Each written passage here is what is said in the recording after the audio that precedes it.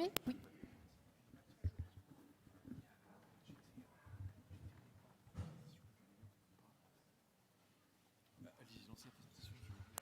Bonsoir, bienvenue pour cette deuxième conférence des conférences du jeudi. Je représente les archives départementales et donc avec nos collègues de l'association Archéolona et du musée de Saint-Dizier. Nous avons donc le plaisir pour cette 6e année consécutive, je crois, de construire un programme de conférences commun. Donc, nous sommes ravis de vous accueillir ce soir pour une conférence au sujet des seigneurs de Saint-Dizier et de la forêt du Val. Là, je laisse Franck Rimbaud présenter un peu plus le conférencier. Bonsoir mesdames, messieurs. Donc il s'agit de l'opus numéro 2 de cette saison 2023-2024. Je suis content de voir la salle bien plus remplie cette fois-ci que la fois dernière. On a peut-être calé une date un petit peu précoce dans la saison, un peu trop près de la rentrée probablement. Il s'agit d'une conférence organisée par... Vous savez que ce cycle de conférences est une collaboration entre les archives départementales, le musée municipal et Archéolona. En fait, il s'agit de la confluence de deux cycles de conférences. La présence de Stéphane Layer, qui représente le musée ce soir, me permet de lui rendre hommage. Je l'avais fait la fois dernière. C'est lui qui est à l'origine de cette fusion entre deux cycles de conférences. Et l'affluence de ce soir montre qu'il avait entièrement raison. Il vaut mieux des fois mutualiser ses forces pour avoir un public un peu fourni sur un cycle, plutôt que d'en avoir deux qui ne rencontrent pas le public. Je suis très content de pouvoir ce soir introduire cette conférence que David Orban va nous présenter. Ce n'est pas la première fois qu'on aborde le thème de la forêt et des seigneurs de la région. Vous avez ceux qui nous suivent depuis le plus longtemps, vous avez sûrement en tête cette conférence donnée par Jacques Illus il y a maintenant quelques années. Jacques Illus qui malheureusement nous a quittés et qui était le maître, je pense qu'on peut le dire, hein, de David. David donc, a une formation de médiéviste et Jacques Illus était donc enseignant, était professeur à l'université de Lorraine. Et donc, par rapport à ce que l'on a entendu il y a quelques années, ici, on resserre un peu la focale. Monsieur Luce nous avait parlé des relations dans la région. On avait été du côté de Sermaize, mais aussi au centre de l'agglomération. Ce soir, donc, on se concentre sur la forêt du Val et peut-être un peu l'abbaye d'Épinay-Val. Avant de laisser la parole à David Orban, qui en fait fut le premier président d'Archéolona, donc ça explique aussi le plaisir que l'on a de l'accueillir. J'aimerais vous rappeler que la prochaine conférence aura lieu le 16 novembre et qu'elle aura pour invité, elle sera animée par Jean-Paul Demoule. Jean-Paul Demoule, qui est un archéologue réputé au niveau mondial, hein, c'est l'un des archéologues français les plus connus. C'est le président fondateur de l'INRAP, l'Institut national de recherche d'archéologie préventive, et il viendra nous présenter un aspect de la période qu'il affectionne particulièrement, le néolithique, c'est-à-dire l'invention de la période qui a vu l'agriculture être développée. Eh bien, il viendra nous parler de l'activité physique au moment où on quitte la chasse et la cueillette pour se livrer à l'agriculture. Qu'est-ce que ça a fait sur nos activités physiques ? Vous savez que la thématique retenue cette année, même si David est un peu une exception, c'est le sport. Donc on entamera cette thématique avec Jean-Paul Demoule, que vous retrouverez pour ceux qui iraient à Montier-en-Der, que vous retrouverez le lendemain pour évoquer la forêt. Comment l'homme, dans nos régions, dès le 6e millénaire avant notre ère, a eu un impact très important sur les massifs forestiers et qu'est-ce que ça a eu comme conséquence en termes environnementaux. Mais en attendant, on est encore en forêt, mais cette fois-ci à l'époque médiévale. David ? Merci à vous. Bienvenue à toutes et à tous. Eh bien, écoutez, je vous propose de faire un bond dans le temps de 800-900 ans sur le territoire au Moyen-Âge pour voir un peu ce qui se passait dans la forêt du Val.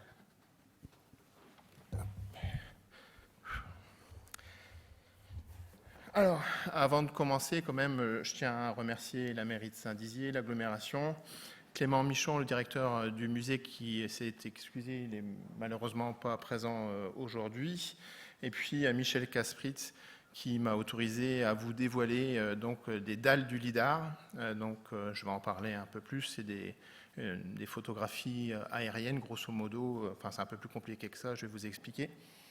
Et qui nous donnent en fait une vision archéologique de sites qui sont complètement enfouis sous la forêt. Bien sûr, une petite pensée donc à Jacquilus et puis à Denis Schmitter, donc deux personnes importantes pour l'archéologie et l'histoire locale. Alors, cette forêt, je vais l'aborder à travers 3 sites qui ont disparu. Je vais vous parler tout d'abord du château Gannes à Heurville, puis je vous parlerai du château de Roche-sur-Marne et enfin du prieuré d'Épineuseval à Villers-aux-Bois.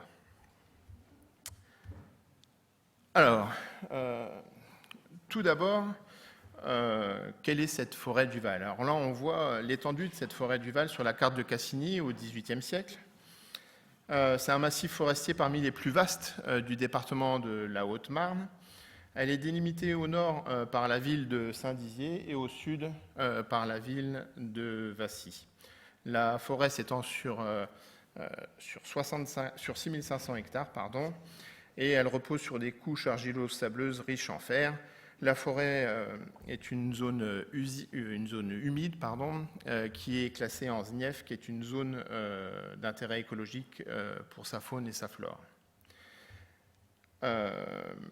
La forêt, elle est plus morcelée vers le sud et elle sort de son appellation. Ça constitue un gros massif sur l'essentiel de sa partie, et le sud est beaucoup plus défriché et pas reconstitué.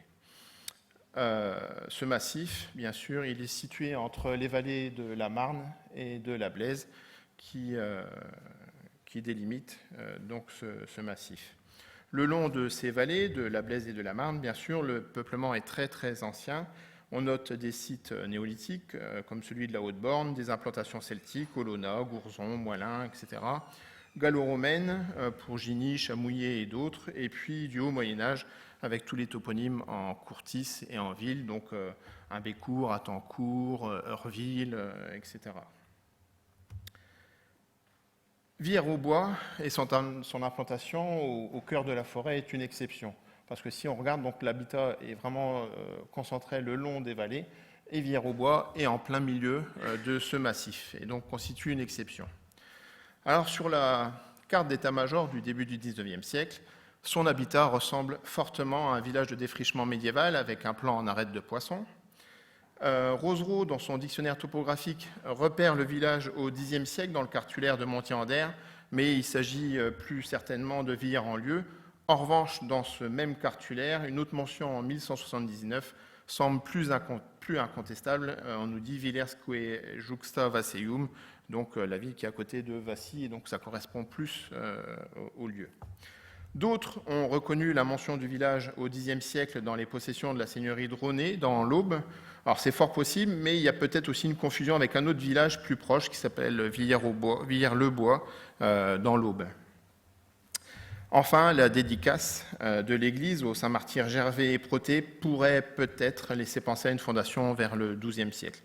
En tout état de cause, le peuplement sur place est malgré tout très ancien, puisqu'on a des traces d'occupation de l'âge du fer, mais le village tel qu'il est là date sans doute du Moyen-Âge. Alors le toponyme, maintenant, Forêt du Val, pour banal qu'il soit, peut peut-être révéler autre chose. Toujours sur la carte d'état-major, l'hydronyme Val, petite vallée, paraît correspondre au lieu, riche en petits cours d'eau. Néanmoins, on trouve cette occurrence qu'assez tardivement au XVe siècle. Avant, on ne la mentionne pas, Forêt du Val. Lorsqu'on parle de cette forêt, avant, elle ne semble pas spécialement identifiée. Je vous donne un exemple. Lors d'une donation de Marguerite, épouse de Guillaume II de Dampierre en 1235, sont mentionnés les fours banaux de Chamouillet et des Bordes. Donc on se trouve ici, avec le droit de prendre le bois dans la forêt d'Outre-Marne. Donc quand on est à Chamouillé, donc ça concerne vraiment les bois d'Outre-Marne, c'est le Val, et donc on ne l'appelle pas les bois du Val, on l'appelle les bois d'Outre-Marne, au-delà de la Marne, pour chauffer ses mours. Donc la forêt n'a pas de nom. Alors le Val, comment il est apparu? Peut-être, ce n'est qu'une hypothèse, mais c'est peut-être le Val des Écoliers, qui est l'ordre du prieuré d'Épineuxal qui s'est implanté dans la forêt, qui peut avoir donné le nom à cette forêt du Val. D'un point de vue politique, la forêt du Val est sur une zone frontière avec l'Empire, tout contre le comté de Bar. On va voir s'implanter alors du Xe au XIIIe siècle toute une série de fortifications de la même manière que sur la partie ardennaise du comté de Champagne qui avait été étudiée par Michel Bure. La frontière se déplace un peu ensuite en 1301 où sa partie ouest va relever alors du domaine royal. Voilà à peu près ce qu'on peut dire sur la situation géographique et politique de la forêt du Val au Moyen-Âge. Donc après avoir cerné la partie géographique de l'étude, commençons par le premier site du château Gannes, totalement inconnu avant 2016 lors de sa détection par le LIDAR. Alors le toponyme existe sur la section B10 du cadastre napoléonien d'Urville, mais il n'y a pas de parcellaire remarquable qui pourrait laisser deviner quoi que ce soit. Le toponyme se trouve à l'extrémité ouest de la commune. Toponyme qu'on retrouve également sur la carte IGN au 25 millième. Le toponyme Gannes désigne souvent des lieux humides, marécageux, qui paraît correspondre particulièrement bien à ce lieu, parcouru par de nombreux ruisseaux. Mais avec la toponymie, malgré tout, il faut toujours être quand même prudent. La détection LIDAR, donc je vous l'ai dit, le site est découvert lors d'une campagne LIDAR en 2015-2016, qui est une campagne, on l'appelle au laser, mais ce n'est pas tout à fait un laser. LIDAR, c'est l'acronyme de Light Detection and Ranging. En fait, tout simplement, le principe, c'est une détection en lumière. L'avion va survoler un massif forestier, va envoyer des millions et des millions de faisceaux lumière qui vont passer à travers le couvert forestier. Alors bien sûr, on le fait plutôt en hiver. Ça va donner des millions et des millions et des millions de points qui vont être analysés et les points les plus pertinents en fait vont être sélectionnés et vont révéler la micro-topographie en fait des lieux. Cette technique est utilisée partout dans le monde aujourd'hui et on retrouve des temples incas en plein milieu de la jungle au Mexique par exemple, des temples mayas pardon. Pour les historiens et les archéologues, les chercheurs, c'est un outil extraordinaire bien sûr. Et la campagne LIDAR a permis de détecter un grand nombre de sites de toute période et va considérablement enrichir les connaissances sur notre territoire. Ça a été une très très riche idée d'avoir organisé cette détection. Toutes les communes en France ne le font pas, loin de là. Et là, pour le coup, ça va redessiner un peu les implantations locales et redéfinir un peu notre histoire en fait du territoire. Tandis que dans le nord de la Haute-Marne, on a organisé cette détection au LIDAR. Paradoxalement, il n'y a pas si longtemps dans le sud, on a organisé une sorte de chasse au trésor avec des poêles à frire et qui faisait un peu de publicité, un peu au pillage. Bon, voilà. Dans le nord, on a une version un peu plus scientifique en fait, de l'histoire. Alors voyons un peu ce que révèle le LIDAR sur la commune d'Urville. Les dalles de détection sont assez spectaculaires et je remercie encore une fois Michel Kaspritz. Voilà ce qui apparaît. Donc c'est un site que connaissent bien les historiens, puisqu'il s'agit donc d'une motte castrale. Alors aujourd'hui la motte est sous couvert forestier. C'est vraiment, si vous allez sur le site, vous avez le bois, ou bien sûr vous avez la motte, et tout est sous couvert forestier. Alors malheureusement, on n'a pas de documents. Enfin, en tout cas, je n'ai pas retrouvé de documents. J'en avais parlé à Jacques Illus, qui lui non plus n'avait pas retrouvé de documents. Bon, il y a plein de mottes pour lesquelles on est peu documenté. Et donc là, le LIDAR va nous apporter l'essentiel en fait, de nos connaissances sur le site. à droite, une reconstitution en hauteur de ce que pouvait ressembler donc cette motte recouverte de palissades. Alors essayons un peu de comprendre cette dalle et ce qu'elle peut révéler, parce que c'est surtout ça qui est intéressant.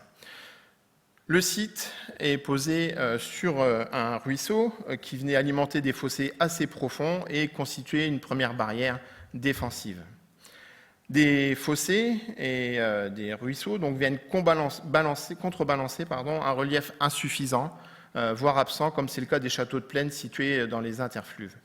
Les fossés étaient très certainement surmontés de palissades en bois qui délimitaient des cours intérieures, une basse-cour principale autour de la motte et peut-être donc des basses-cours secondaires, en tout cas des cours secondaires qui se trouvent donc derrière. Au centre, donc en hauteur, la fameuse motte érigée en terre, donc au sommet de laquelle était montée une tour, souvent en bois elle aussi. Le pourtour de cette motte devait aussi être protégé par une palissade en bois. Deux ouvertures dans cette enceinte et une légère anomalie laissent penser à un chemin vers l'est. Et si on suit ce chemin vers l'est, eh ben, on arrive à Heurville. À l'est toujours, on remarque des zones d'extraction de minerais de fer qui affleurent un peu partout dans cette forêt. Et l'accès à cette motte donc, se faisait par un pont. Et là, le lidar montre clairement plus ces ouvertures. Enfin, les dalles sont vraiment très révélatrices. Enfin, je termine par deux zones dont la nature est incertaine. Voilà, la première en jaune à l'écran, est-ce qu'il s'agit d'un grand bâtiment, un atelier ou autre chose? Puis un aplat au sud-ouest des remparts qui aurait pu servir de poste de guet, mais là, c'est encore plus incertain. Là, il faudrait confirmer un peu par des fouilles au sol, qui ne sont pas envisageables de toute façon pour le moment. Alors, un petit rappel sur la motte castrale. Elle apparaît au Xe siècle, à un moment où le pouvoir royal perd de l'importance au profit de la montée en puissance des seigneurs locaux qui vont asseoir leur pouvoir sur leur domaine avec ces forteresses. Les dernières mottes construites dans la région sont assez tardives. Elles vont jusqu'au XIIIe siècle. C'est la motte de Montretemps dans le comté de Grand-Pré dans les Ardennes. La construction d'une motte, elle est extrêmement rapide. Elle est extrêmement rapide et on peut mobiliser une main-d'œuvre assez importante pour la rendre encore plus rapide. Elle est économique et facile à ériger. Le principe, c'est de récupérer la terre du creusement des fossés pour confectionner une butte de terre au sommet de laquelle on construit une tour en bois. L'espace cerné de fossés et de remparts abrite un petit habitat et un lieu de culte, généralement donc la chapelle castrale. Une motte castrale pouvait être construite entre 1 et 3 mois en fonction du nombre d'ouvriers qui y travaillaient.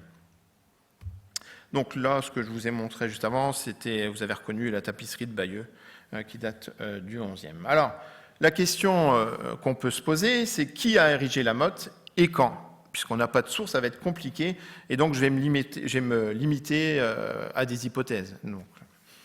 Alors, petit retour nécessaire sur la création de la seigneurie de Saint-Dizier. Au début du XIe, un château est construit à Moëlin. C'est ce château a cette double motte. Et rapidement, il tombe dans les mains du seigneur de Dampierre, de l'Aube. Mais les deux petits-fils de Vitier de Moëlin, Guy et Eudes, languent sur un site mieux placé à la confluence de l'Ornelle et de la Marne, Olona.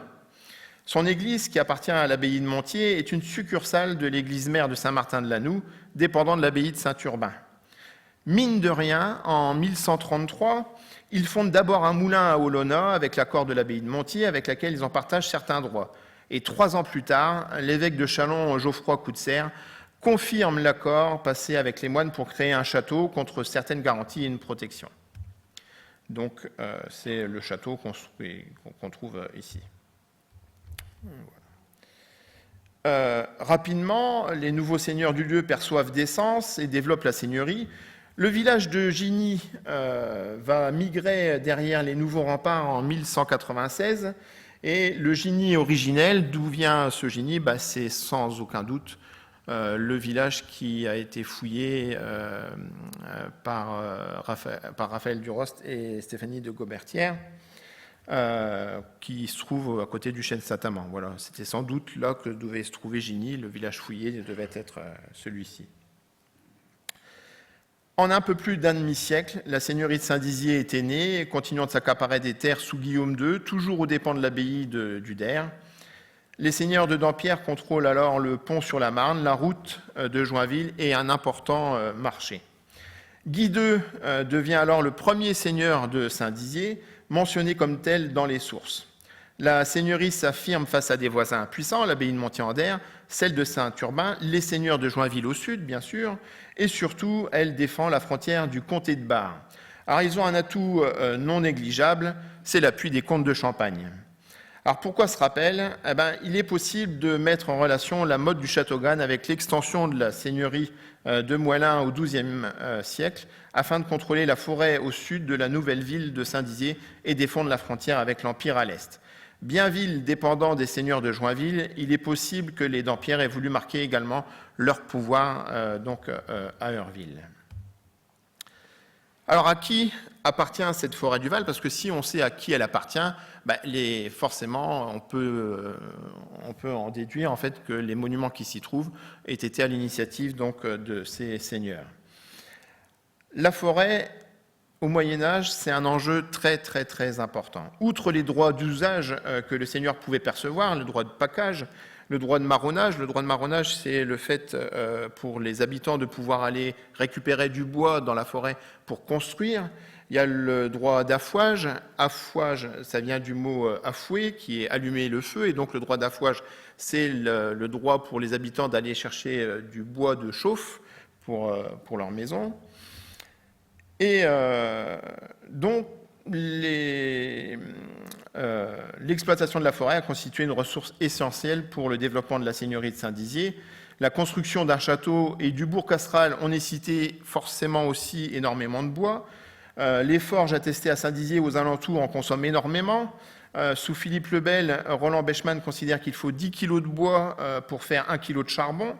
Donc le bois est un matériau omniprésent au Moyen-Âge et donc une source de revenus.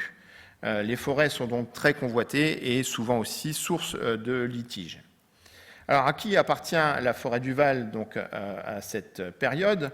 Dans la charte de franchise accordée aux habitants de Chamouillet et du hameau des Bordes en 1319, Jean, seigneur de Saint-Dizier, accorde un certain nombre de prérogatives mais conserve les droits de justice et les revenus sur la forêt. Donc en 1319, la forêt appartient déjà aux Dampierre. Avant ça, presque un siècle plus tôt, en 1228, dans la charte de franchise de Saint-Dizier, Guillaume II de Dampierre précise que le seigneur est obligé de fournir de ses forêts le bois nécessaire pour les portes, les tours, ainsi que pour les ponts, tant qu'on en trouvera dans les forêts du seigneur. En 1179, Guillaume, fils de Guy Ier, s'empare de la forêt des moines de Montier-en-Der, qui est proche de la localité, celle de la Luise au nord, c'est-à-dire du côté de Villers-en-Lieu. On parle de Sillois communis. Toujours est-il que la forêt du Val, aux portes de Saint-Dizier, ne devait pas échapper aux seigneurs, qui en ont probablement pris possession très tôt et ont pu marquer ce territoire en y installant la fortification du Châteauganne. Le château aurait marqué l'autorité des Dampierre sur la forêt. Ils auraient pu ainsi exploiter les bois nécessaires à la fondation et à l'essor de Saint-Dizier. Lors de la charte de confirmation du prieuré d'Épineuseval par Guillaume II en avril 1217, la forêt appartenait aux Dampierre. Est à savoir que les dits religieux ne peuvent s'accroître sur les terres du dit Guillaume. Donc la possession de cette forêt est clairement établie, elle appartient aux Dampierre. Avant d'appartenir aux Dampierre, à qui appartenait-elle ? Là, l'état de mes recherches ne permet pas d'aller plus loin actuellement. C'est possible. À qui appartenait cette forêt ? Est-ce qu'elle était morcelée en plusieurs seigneuries ou est-ce qu'elle appartenait en grande partie à Montier-en-Der ou à d'autres ? C'est difficile à dire. L'abbaye de Montier-en-Der perd les terres lors de l'implantation de la ville en 136. Voilà.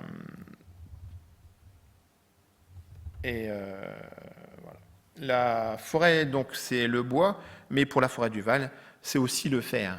Le minerai de fer abonde dans cette forêt et on a besoin aussi beaucoup de ce minerai.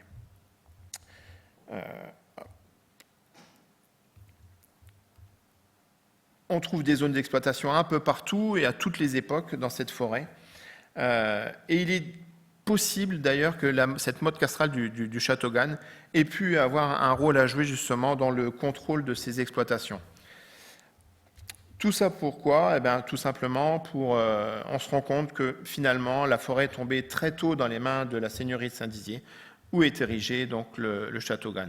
Ici, juste à côté donc, de la motte castrale du Châteaugan, il y a des zones possibles d'extraction de minerais.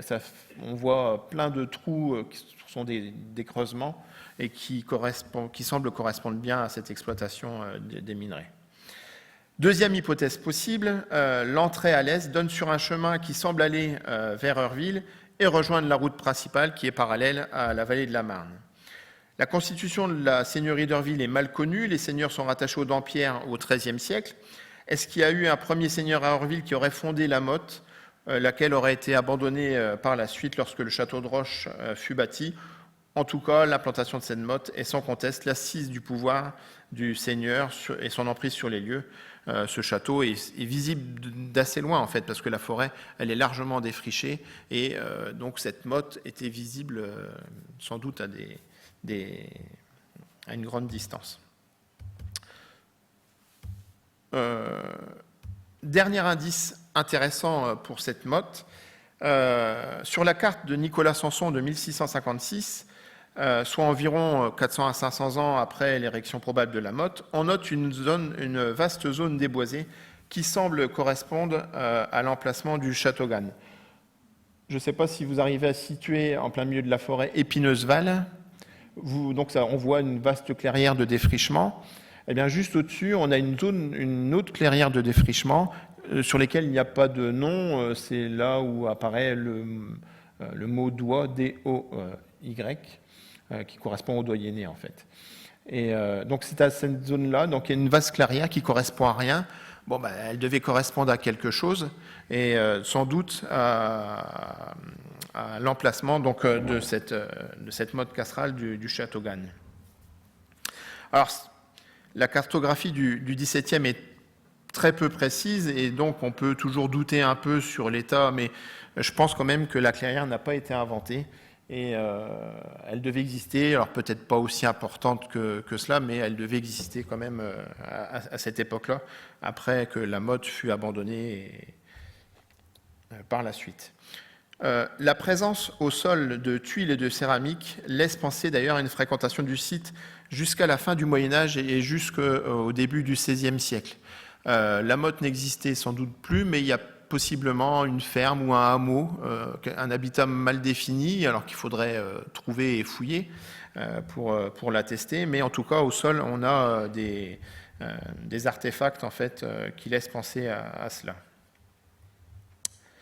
Bien sûr, par la suite, la forêt avait repris ses droits, et sur la carte de Cassini, donc même un peu avant, la forêt avait recouvert à la fois le site d'Épineuse-Val, qui était déserté depuis peu de temps, et le site du Châteaugan, qui lui était déserté depuis plus longtemps.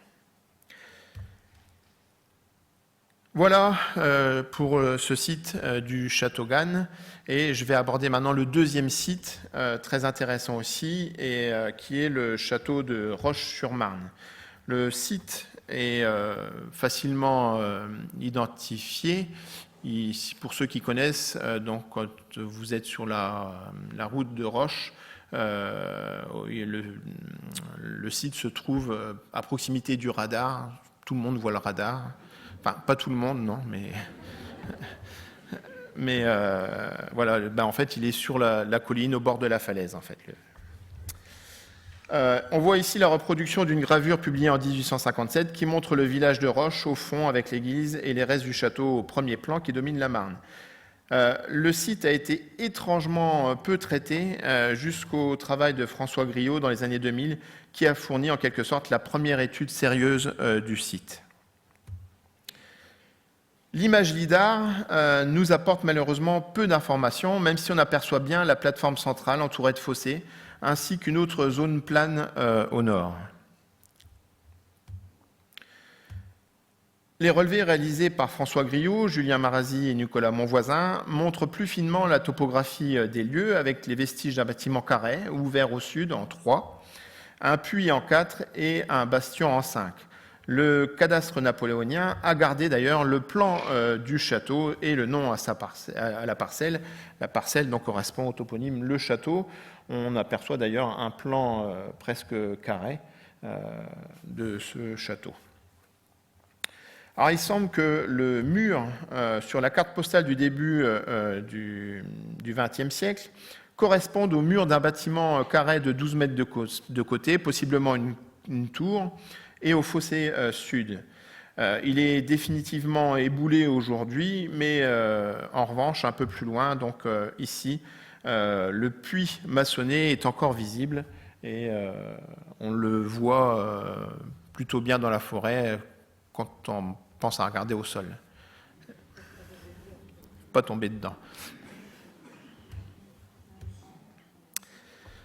Une carte de 1770 montre le château avec un plan relativement précis des remparts et des tours, et un bâtiment central qui devait être le logis seigneurial en plein cœur de la cour. Le plan montre un château plutôt rectangulaire allongé au sud, avec 3 tours rondes et une carrée au coin pouvant s'apparenter donc à un type de château qu'on appelle un type philippien du nom de Philippe Auguste, que l'on pourrait dater peut-être des XIIe, XIIIe siècles.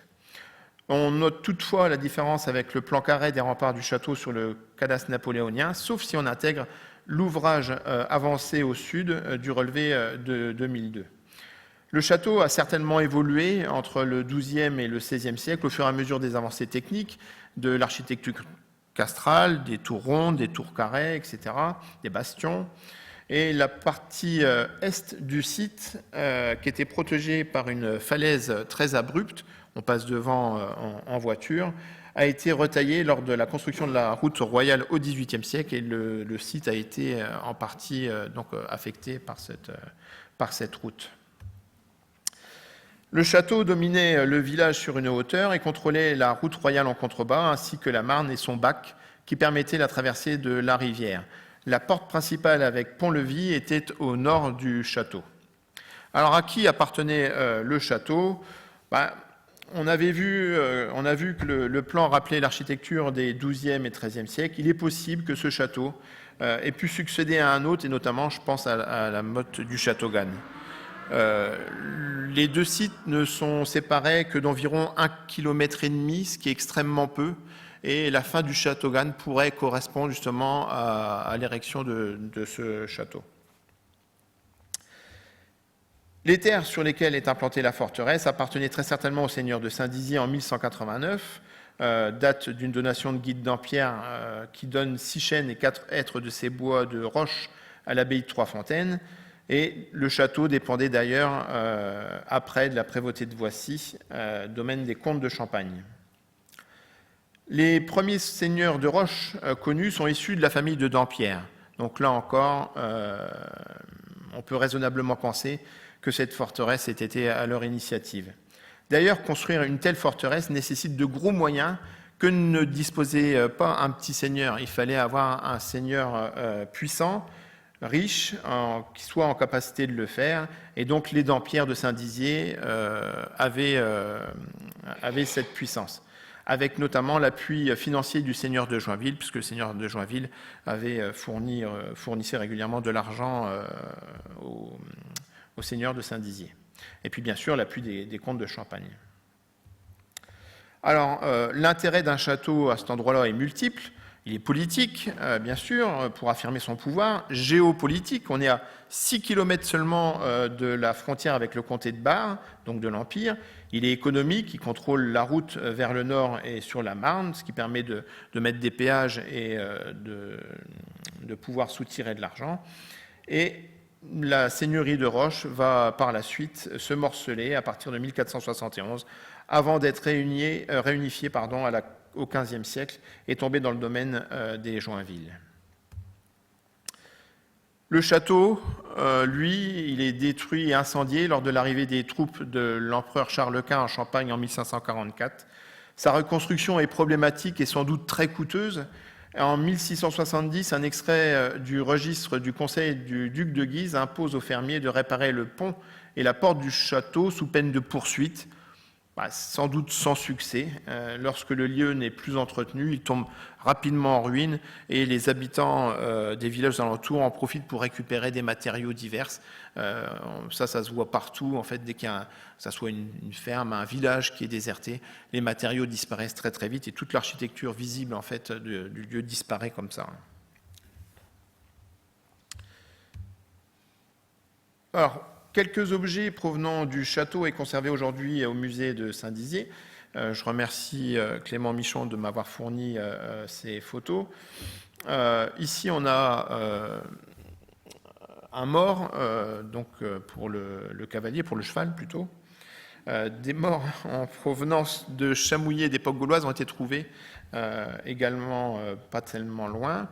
On a des étriers et puis on a beaucoup de clés. J'en ai mis que quelques-unes de ces photos. Il y en a beaucoup plus. Et puis beaucoup de pointes de flèches qui ont été trouvées sur le site.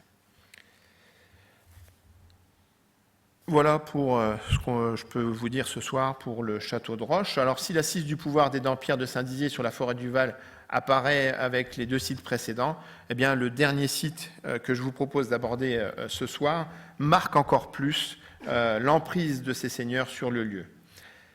Le site en question est un établissement religieux de première importance pour les seigneurs de Saint-Dizier. Il s'agit du prieuré d'Épineuseval. Alors, le site est beaucoup mieux connu que les 2 précédents, puisqu'on a plus d'archives, on a beaucoup de sources. On a une étude de la première partie du XXe siècle et une thèse de Catherine Guyon sur l'ordre des Vals des écoliers, qui était l'ordre qui régissait la communauté d'Épineuseval. Alors, il n'y a aucun doute sur le fondateur du prieuré, même si on n'a pas conservé la charte de fondation.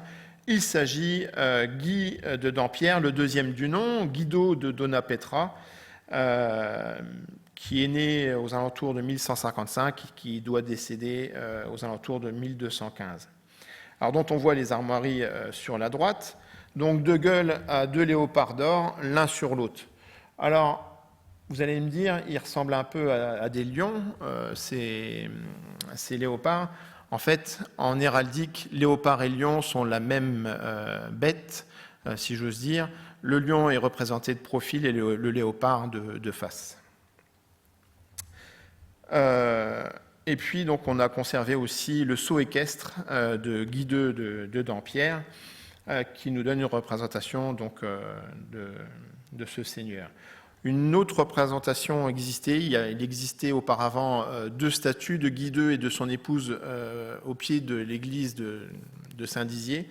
Et malheureusement, ces statues ont été brisées en 1793. Il reste peut-être des morceaux au musée. Lui était représenté avec une aumônière et son épouse avec un oiseau.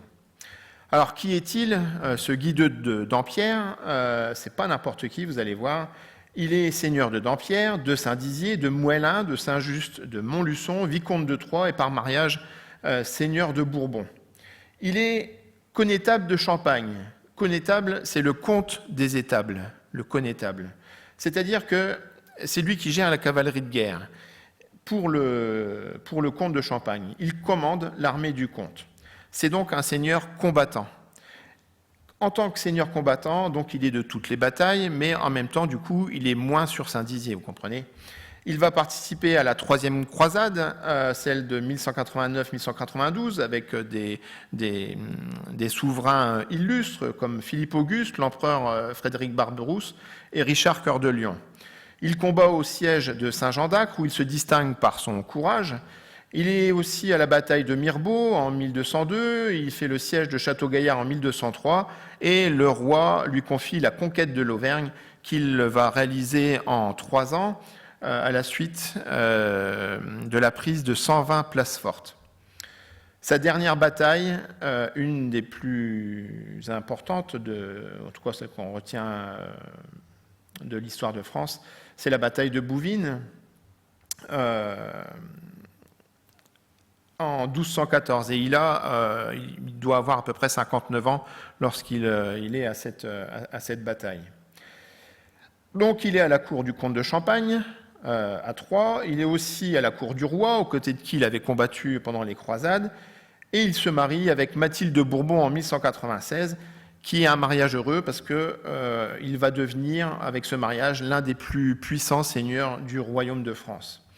Donc il réside peu à Saint-Dizier, il est toujours parti pour des longues périodes de campagne militaire, ou à la cour du comte, ou à la cour du roi. Et il va créer ce prieuré avec le concours d'Audard d'Aulnay, maréchal de Champagne, et celui d'un certain nombre de donateurs qui font partie de ce qu'on appelle aujourd'hui un réseau, en particulier le seigneur de Narcy avec lequel il est proche. Ils sont partis par exemple ensemble à la croisade. On sait qui, quand, maintenant, on n'a pas conservé la charte de fondation, donc on n'a pas la date exacte. Mais on sait, par une charte de 1217, que son fils Guillaume confirme le prieuré et en pose les limites. On sait qu'en 1216, le prieuré existait puisque Aubert de Narcy, chevalier proche des Dampierre, avait fait un don de 4 setiers de froment en 1216, et Guy II meurt en 1215. Donc il semble probable que l'acte de fondation eut lieu finalement entre la bataille de Bouvines, 1214, peut-être moment de la décision d'ailleurs de créer ce prieuré, et puis donc avant sa mort en 1215. Pour être plus précis, là je ne suis pas capable d'être plus précis. Pourquoi avoir créé ce prieuré ? Quelles sont les raisons donc de cette fondation ? On peut supposer 2 choses. La première, c'est que même s'il ne participe pas à la croisade contre les Albigeois, Guy II a prouvé à maintes reprises sa grande dévotion. Il confirme les dons faits par ses descendants aux établissements religieux. Lui-même va faire de nombreux dons, notamment aux églises, au prieuré de Perthes, à l'abbaye de Trois-Fontaines, à l'église de Villers-aux-Bois, etc., etc. C'est donc une part de dévotion qui est derrière ça, mais d'un autre côté, c'est aussi une façon de se constituer un réseau et d'asseoir aussi son pouvoir.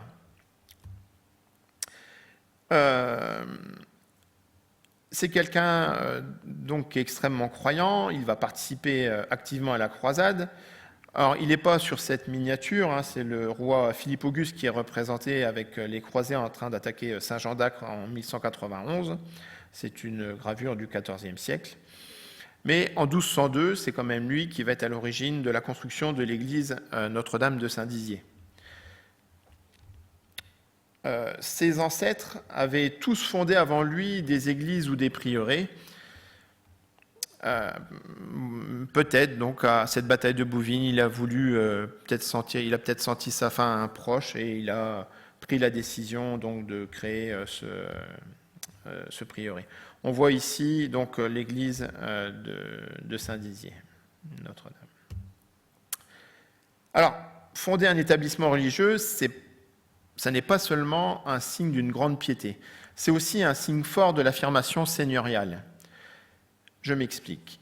Souvent, lorsque des petits seigneurs grignotent des terres d'une forêt, le seigneur le plus important va implanter une communauté religieuse pour manifester publiquement son autorité, comme ce fut le cas pour les comtes de Vitry dans la forêt de Luise. Pour ce prieuré, il va être prévu au maximum 5 prêtres et 2 clercs et un convers.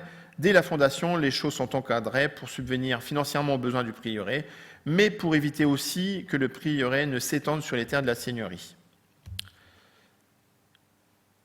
Et donc, les seigneurs de Dampierre vont asseoir leur autorité avec l'implantation de ce prieuré. Alors, la forêt du Val paraît être un endroit particulièrement approprié à l'érémitisme, proche de Saint-Dizier. Le toponyme Épineuse-Val, Val aux plantes épineuses, roncier, aubépine, correspond bien au lieu aussi. Mais on doit se méfier, c'est une création religieuse et on ne doit pas occulter la portée symbolique du nom.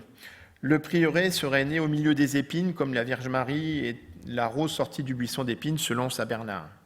Cette implantation au cœur de la forêt, à environ 1,5 km de la motte du Châteaugan, est un marqueur éminemment important pour ces seigneurs, comme on va le voir. Je vous rappelle que ces 3 sites, finalement, avec le Château-Gade au milieu, ne sont distants en fait que de 1 km, 1,5 km chacun.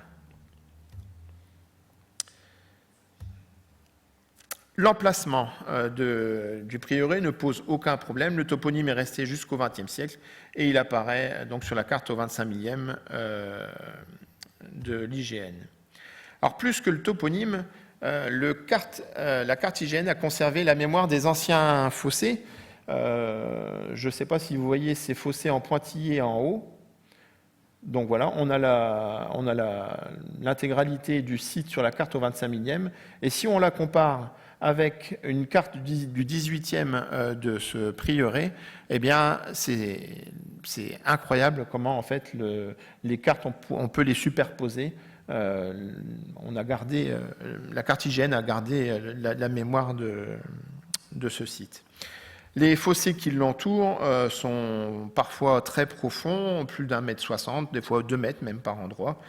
Le site couvre une large surface et il semble donc que les communautés villageoises environnantes ont certainement aidé à la construction du lieu, au creusement des fossés, au défrichement également. Ce n'est pas 5 moines qui ont pu faire un tel travail.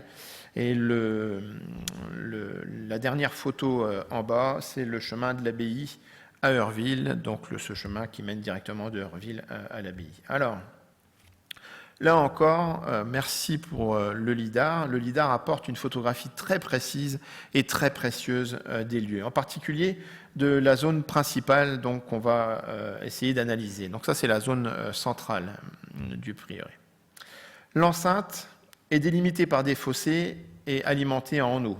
On sait que ces fossés étaient aussi surmontés de murs, on le sait par les sources. On remarque sur le LIDAR, mais même sur place, c'est des digues qui sont donc encore visibles aujourd'hui et qui alimentaient donc des retenues qui constituaient 3 étangs dont on trouve la trace dès le Moyen-Âge. Ces petits étangs, ou on les appelle aussi carpières, sont fréquents dans les abbayes et dans les prieurés. Le poisson a une double valeur, c'est un symbole très fort pour les chrétiens. C'est un symbole d'abondance, mais de reconnaissance aussi de la communauté. Et ces étangs fournissaient une alimentation protéinée toute l'année. Mais en 1662, lors d'un état commandé par l'évêque de Châlons, qui avait investi une grosse somme d'argent pour la réfection des lieux, il constate que ces étangs sont abandonnés et mal alvinés et pris par les herbes. À l'ouest de la zone, on remarque nettement des zones de culture caractérisées par des billons. Donc on voit qui épouse d'ailleurs le contour de la clôture. Et ces billons, donc c'est des petites rangées de petites buttes de terre d'environ 20 cm de haut qui sont encore visibles sur place. On les voit bien sûr grâce au LIDAR, et comme si la forêt avait un peu fossilisé en fait toutes ces zones de culture depuis des centaines et des centaines d'années. Cette culture sur billons, elle n'est pas anodine, elle est très efficace pour drainer les sols humides. On peut saisir le degré de compétence des religieux dans le contrôle de l'eau sur le site lorsque l'eau manque sur un site. C'est un problème pour cultiver. Mais quand il y a beaucoup trop d'eau, ça pose d'autres problèmes. Et les religieux ont montré sur le lieu donc une gestion très efficace de l'eau sur place. Ici, il semble bien que l'eau ait été canalisée dans tous les fossés et dans les cultures. Des étangs ont été créés, exploités pendant plusieurs siècles. C'est assez remarquable et cela montre clairement l'expertise des religieux et une planification de l'organisation du site. Une éventuelle fouille apporterait sans doute davantage de preuves sur leur savoir-faire, sur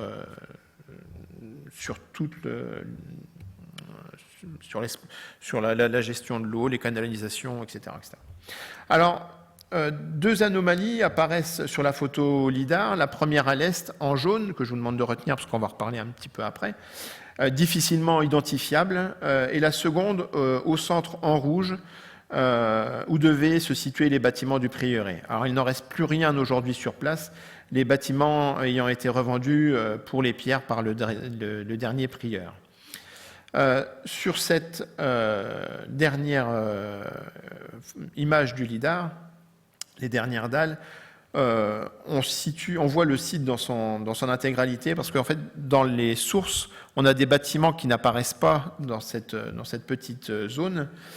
On sait par exemple qu'il existait une tuilerie refaite à neuf en 1662, 2 fermes et 2 granges contre le mur d'enceinte, et donc peut-être donc la zone entourée en jaune que je vous ai présentée juste avant, un pigeonnier, un haut fourneau. Bon, il reste à les situer, et donc là, le lidar ne le montre pas, mais ils sont bien attestés dans les sources. Alors voyons maintenant ce que pouvaient être les bâtiments de ce prieuré. Alors en l'absence de fouilles, de plans précis d'archives, je vais essayer de vous présenter un plan hypothétique des bâtiments d'après les documents retrouvés, notamment les visites épiscopales et l'adjudication finale. L'église priorale était dédiée à la Vierge Marie. On nous dit qu'elle était fort vaste, composée d'une grande nef, d'un chœur fort exaucé, de 2 chapelles, d'un clocher, de grands vitrages et d'une toiture très élevée. Ça, c'est la description qu'en faisait le commandataire, prieur Nicolas Foissy, vers 1725. Alors, j'ai positionné les bâtiments claustraux au nord, parce qu'en fait, dans tous les prieurés du Val des Écoliers, ces bâtiments-là sont au nord, sauf un cas en Belgique, mais sinon pour l'essentiel, donc je suppose qu'on peut mettre le cloître et les bâtiments claustraux au nord. Dans ces bâtiments claustraux, on sait qu'ils abritaient un cellier, un réfectoire, le logis des prêtres aussi. La Société des Lettres de Saint-Dizier avait organisé une opération de sauvetage des quelques éléments qui restaient en 1895, et de cette opération, il reste au musée de Saint-Dizier quelques carreaux de pavement qui ornaient le sol de ces bâtiments d'habitation. Le premier, en haut, datable peut-être du XVe siècle, se rapporte au bestiaire médiéval et représente un oiseau à tête d'homme, ce qu'on appelle un therianthrope. Le second, juste en dessous, qui est datable du XVIe peut-être, représente une scène de chasse avec un homme tenant une lance et un décor végétal à glands et feuilles de chêne. Le dernier, juste en dessous, est un décor de lys qui est datable du XIVe. Donc le sol est édalé et qui montre donc à quoi pouvaient ressembler ces bâtiments-là. De cette église, il reste 2 statues de Vierge à l'Enfant qui sont visibles dans l'église de Près-sur-Marne. La première, qui est en bois, probablement du XIVe siècle, représente la Vierge Marie, couronnée et drapée, debout, tenant dans son bras gauche l'enfant Jésus. La seconde, du XIVe également, est en pierre et représente aussi la Vierge Marie couronnée, debout, tenant dans la main droite un bouquet et dans son bras gauche l'enfant Jésus. Celle-ci semble venir d'une niche au-dessus du portail de l'église et la production semble régionale.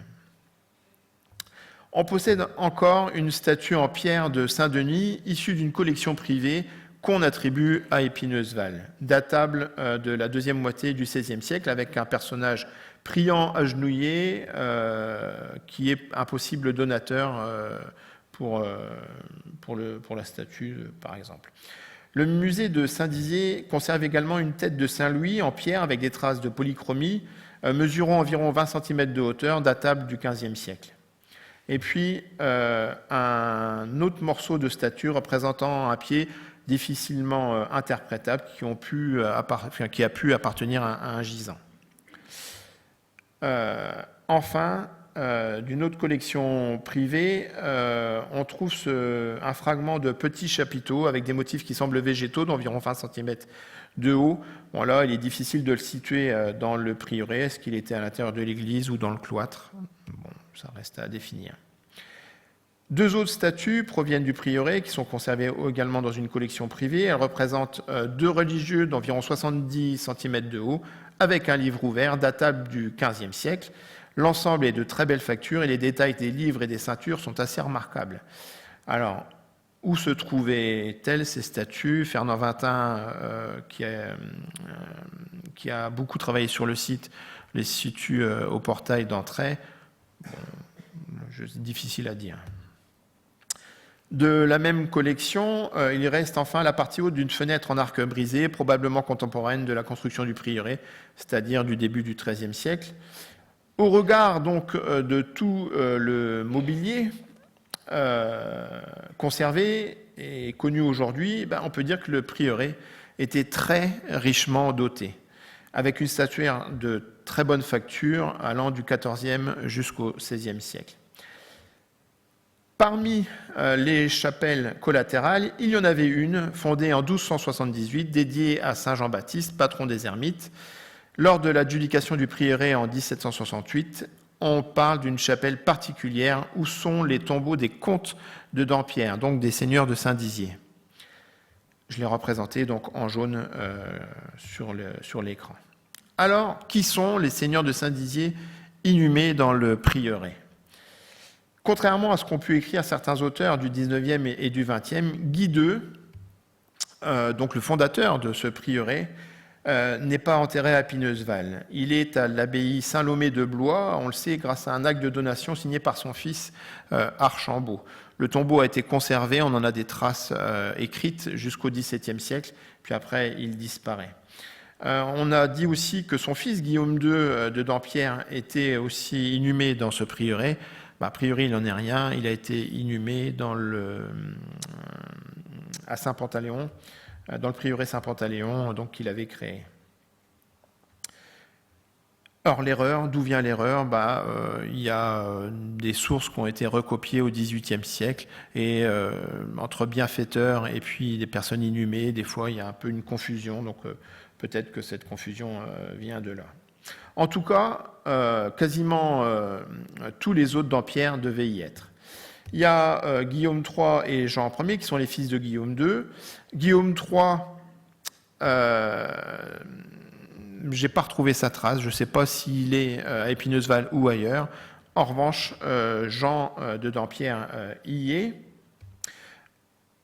On a également Guillaume IV de Dampierre, Jean III, Jean IV encore, et Édouard de Dampierre, qui est le dernier seigneur de Saint-Dizier. Il n'a pas d'enfant, et la branche de la seigneurie de Saint-Dizier s'éteint avec la mort d'Édouard de Dampierre.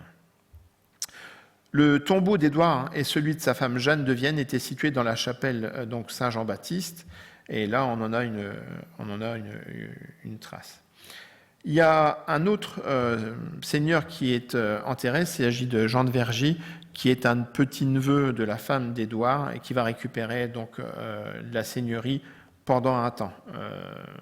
Donc elle va aller au Joinville en 1450, puis au roi de France en 1456. Choisir ce prieuré dans la forêt du Val pour le repos éternel n'est pas un acte anodin. C'est un marqueur encore politique de souveraineté sur ce lieu, et il faut entrer dans l'histoire cette forêt en lui donnant un caractère sacré et sans doute respecté par tous les habitants des villages aux alentours. De ces tombeaux des seigneurs de Dampierre, il ne reste que 2 photos d'un fragment de mausolée représentant un lion couché de petite taille qui a été récupéré également en 1895 lors d'un sauvetage au cours duquel on récupéra également quelques carreaux de sol. Ce lion couché appartenait visiblement à un gisant dont on voit les pieds reposant sur le lion. Les animaux placés au pied des gisants apparaissent vers le XIIe siècle, mais on en trouve encore dans les siècles qui suivent. Le lion, symbole des Dampierre, symbole de force et de puissance, apparaît sur leurs armoiries. Le lion protège aussi le défunt dont il est le gardien, car on dit qu'il dorme les yeux ouverts. Sur quel seigneur de Dampierre veillait-il ? Impossible de le dire. Ce lion a malheureusement disparu aujourd'hui pour réapparaître il n'y a pas longtemps. Et donc là, j'ai une petite nouvelle à vous annoncer puisqu'il vient d'être redécouvert et il vient d'être acquis par le musée de Saint-Dizier. Donc c'est un lion qu'on va pouvoir aller voir au musée. C'est assez exceptionnel. C'est une partie d'un gisant d'un seigneur de Saint-Dizier. Alors, il y a les seigneurs de Saint-Dizier, mais ce ne sont pas les seuls. On y trouve du monde dans ce prieuré, et j'ose dire du beau monde.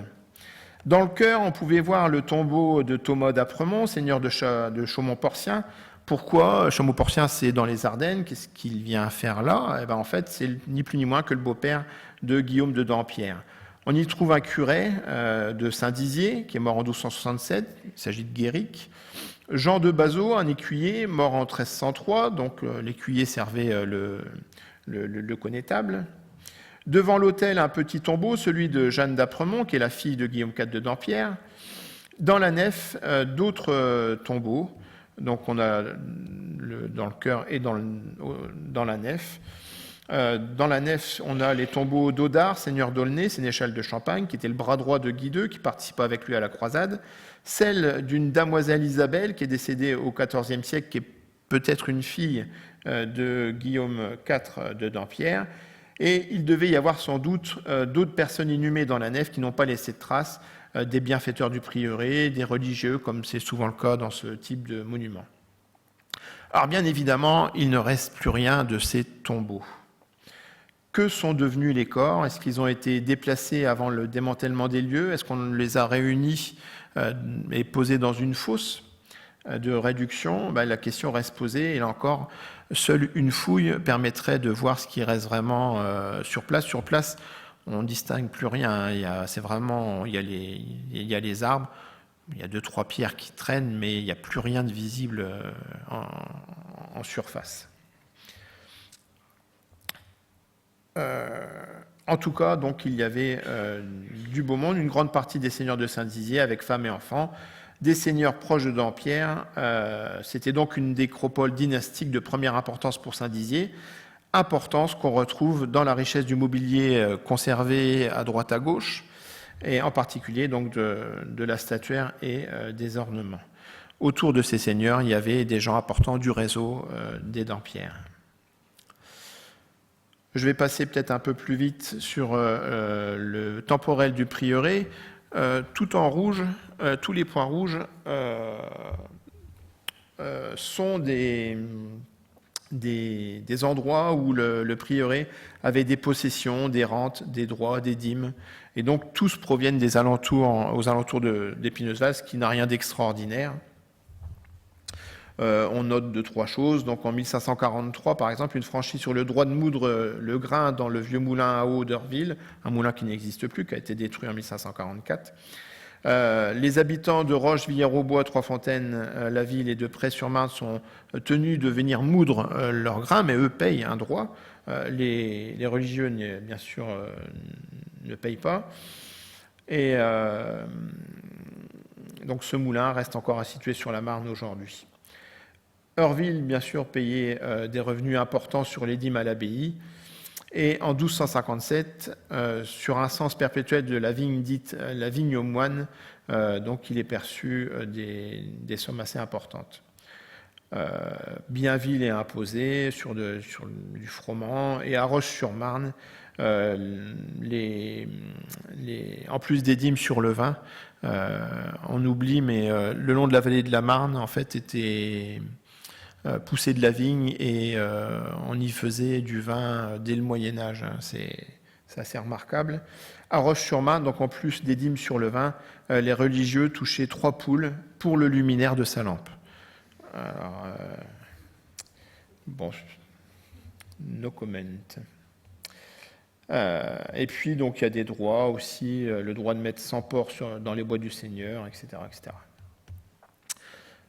Rapidement, donc, la chronologie, donc, avec la fondation entre 1214 et 1215 par Guy de Dampierre, le rattachement à l'ordre du Val des Écoliers en 1219, le prieuré devient nécropole familiale à partir des années 1250. Au XVIe siècle est constatée sa destruction. Est-ce que les troupes impériales de Charles Quint, lorsqu'ils sont venus, est-ce qu'ils ont ravagé aussi les lieux? Bon, pas forcément. Les lieux étaient très très vétustes, semble-t-il. En 1627, en fait, on le sait grâce à des visites de doyennés. À Châlons, on envoie des gens qui viennent inspecter les lieux, parce qu'il faut vérifier un peu, quand on donne de l'argent, ce qu'il en est. Et puis, comme ça, on a un état des lieux de toutes les églises du coin. Donc en 1627, il dit qu'il a été autrefois un beau monastère, mais maintenant il n'y a plus que le prieur et 3 religieux avec lui. L'église et les autres bâtiments sont en mauvais état, et c'est le cas pour toutes les églises du coin. 1650, les bâtiments claustraux menacent de tomber en ruine. En 1662, on engage de grands frais pour le refaire, mais on nous dit ça ne sert à rien, il n'y a personne pour entretenir les lieux. Même le dernier prieur, en fait, ne réside même plus à Épineuseval. En 1667, il n'y a plus qu'un seul prieur. En 1720, les bâtiments sont de nouveau en ruine à cause de la toiture du bâtiment qui laisse passer la pluie. Et pourtant, des sommes colossales ont été englouties. Alors, où est passé l'argent ? Il y a sans doute des gens qui se sont servis, et, comme souvent. En 1730, on réfléchit à réunir les biens d'Épineuseval et du prieuré des Ermites. Et le 9 février 1770, ce dernier prieur, Louis Ponce de Bourgneuf, obtient la permission de démolir l'église et tous les bâtiments. Et donc le prieuré va servir de carrière de pierre. Tout va être démembré, démoli et revendu. C'est à ce moment-là, sans doute d'ailleurs, que des pierres, des statues sont récupérées dans tel endroit, et font partie de collections privées, qu'on font passer un peu le temps comme ça. Donc on note une période d'expansion qui coïncide avec les seigneurs de Saint-Dizier. Tant que les seigneurs de Saint-Dizier étaient présents, le prieuré a prospéré, et puis avec la mort du dernier seigneur, eh bien, le prieuré est tombé en déclin. Alors, comme on pouvait s'en douter, le paysage médiéval était différent de celui qu'on connaît aujourd'hui. La forêt, très imposante aujourd'hui, était très morcelée auparavant. Et à la lecture de ces 3 sites, on voit comment les seigneurs de Dampierre ont assis leur autorité en déplaçant d'abord le centre de leur pouvoir de Moëlin au lieu plus stratégique de Saint-Dizier, au confluent de la Marne et de l'Ornelle, et surtout au pied de la forêt du Val aussi. Ils se sont accaparés les terres de l'abbaye de Montier-en-Der, au nord et à l'ouest principalement, et ils ont étendu leur pouvoir au sud sur la forêt du Val, riche en bois et en minerais de fer. Cette forêt a toujours été un enjeu politique et économique majeur pour les seigneurs de Dampierre, qui en ont pris possession très tôt, aux dépens de qui ? Les moines de Montier-en-Der, probable. Cette forêt était tellement importante qu'ils en ont fait leur nécropole familiale. Ils auraient pu choisir Moëlin, Saint-Dizier, et ils ont choisi la forêt du Val. Je vous remercie.